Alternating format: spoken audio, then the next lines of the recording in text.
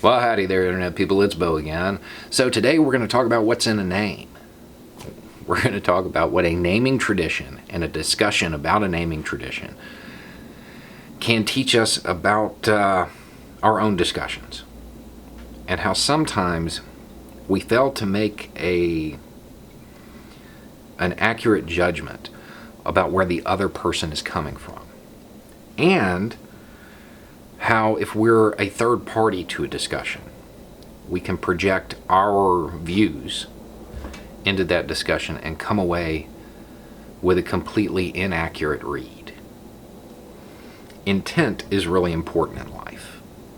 I mean, the effect is normally more important, but intent is something that should be measured.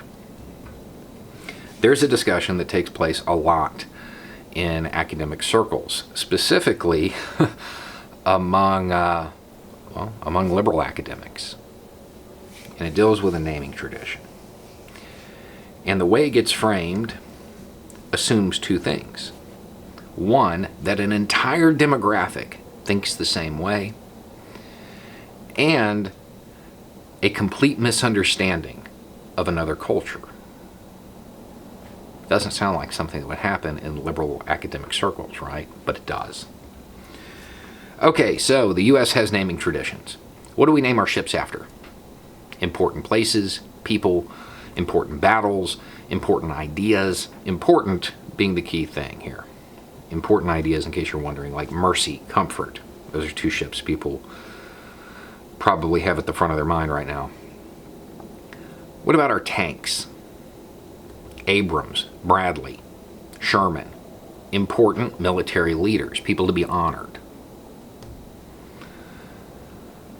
What about our fixed-wing aircraft? Falcons, Raptors, Eagles. Something that embodies the piece of equipment. Birds of prey. Makes sense. Makes sense. Even drones. And drones are a good example because it shows that it's not just a broad category that gets slapped onto a type of equipment. You have the famous ones, Predator, Reaper. Very accurate names for those things. You also have the Hawk, the Global Hawk. That name's not like the other ones because it has a different mission. It's a surveillance platform. Flies around and looks down. Makes sense. What do we name our helicopters after? Now, this is generally speaking. There are exceptions to this, but the Army normally names helicopters after native groups or native leaders. There is a lot of discussion about this.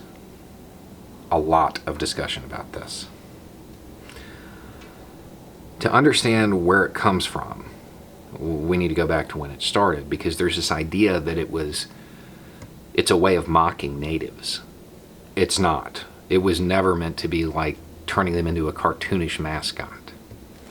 I'm going to paraphrase General Howes right now. He took over when the U.S. Army had 2 helicopters.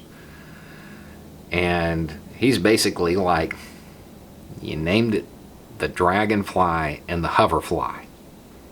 Kind of boring names for the future of warfare. This is going to allow us to show up from out of nowhere, hit our opposition, and then disappear. It's going to change everything. We're going to be able to emulate the tactics of the Plains Indians. The next helicopter was named the Sioux.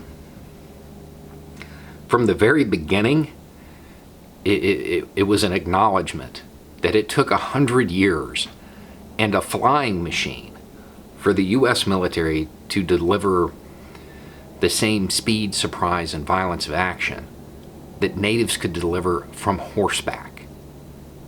Never meant to be an insult. And the names are actually more fitting than you might imagine. It's not like the Army gets a new helicopter and they're like, slap a native name on it. It doesn't work that way. Most people are familiar with the Black Hawk because of the movie Black Hawk Down. In that movie, what was the helicopter doing? Taking warriors on a raid, right? Black Hawk was a native leader. One of the things he was famous for, taking warriors on raids. Chinook, huge aircraft, 2 rotors up top, creates a whole lot of wind. Might be interesting to Google and see the relationship between the word Chinook and wind. If you had a piece of equipment whose entire job was to show up from out of nowhere and destroy cav units, armored cav, but still, Apache would be a pretty fitting name. Never meant to be an insult. You can look at the other naming traditions and realize that when you are talking about people, it's always intended to be a huge honor.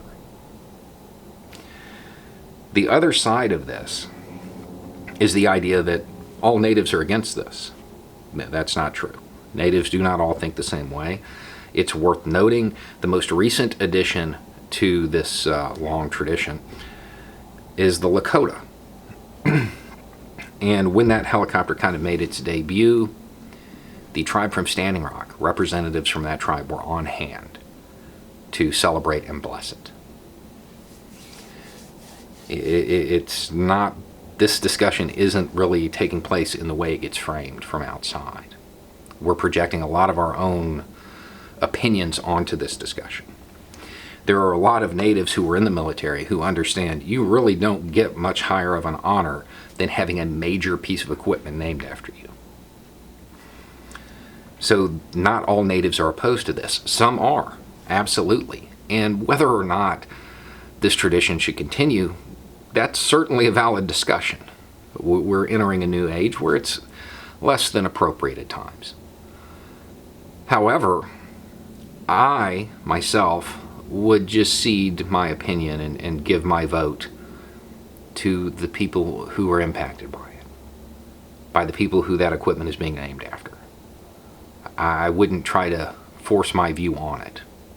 And I've seen a lot of really smart people fall for the idea that the U.S. military is mocking natives and naming their equipment after people that they've conquered as an insult. It was never meant to be that way. Intent is important, and understanding where the other person is coming from is important. We should remember that, because there are a lot of times when we get involved in a discussion and we are passionate about something that we forget to take into account where the other people are coming from. And we may be closer to a resolution than we imagine if we actually listen while we talk. Anyway, it's just a thought. Y'all have a good night.